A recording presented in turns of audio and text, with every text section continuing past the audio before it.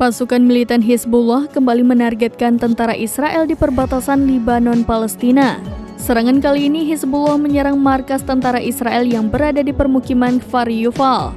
Imbas ledakan yang menimpa markas Israel itu pun membuat prajurit di dalamnya terluka parah.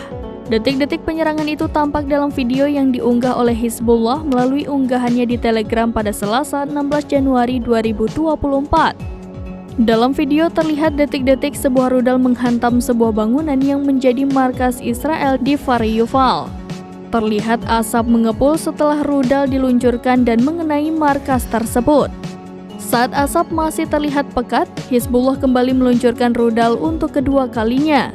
Tak berselang lama dari serangan itu, terlihat bantuan dari pasukan Israel lainnya pun datang. Terlihat beberapa mobil masuk ke sebuah ambulans militer yang dikerahkan ke lokasi markas.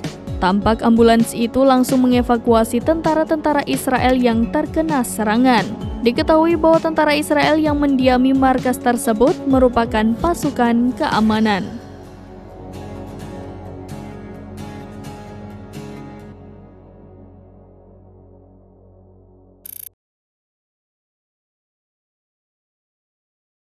Download Tribun X sekarang, menghadirkan lokal menjadi Indonesia.